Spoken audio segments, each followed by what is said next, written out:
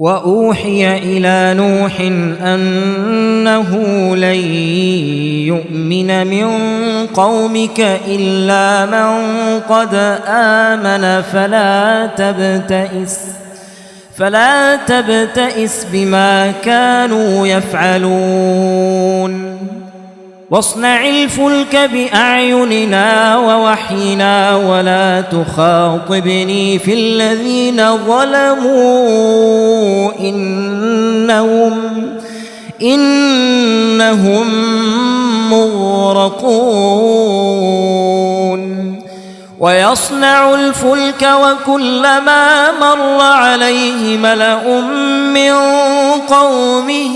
سخروا منه قال إن تسخروا منا فإنا نسخر منكم كما تسخرون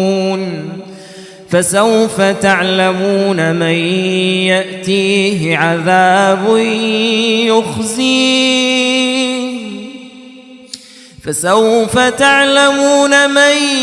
يأتيه عذاب يخزيه ويحل عليه عذاب مقيم حتى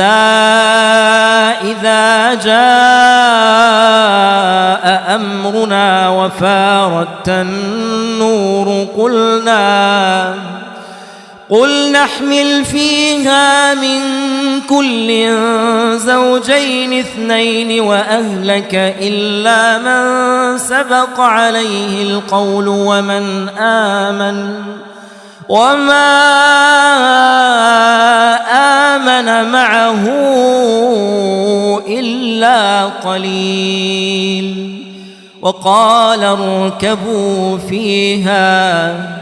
وقال اركبوا فيها بسم الله مجريها ومرساها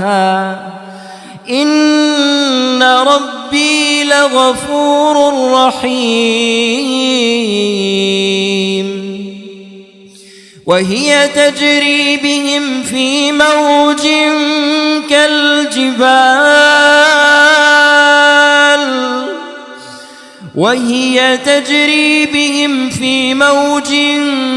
كالجبال ونادى نوح ابنه وكان في معزل يا بني اركب معنا ولا تكن مع الكافرين قال سآوي إلى جبل يعصمني من الماء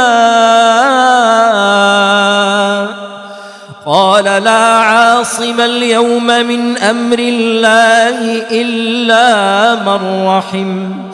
وحال بينهما الموج فكان من المغرقين وقيل يا أرض ابلعي ماءك ويا سماء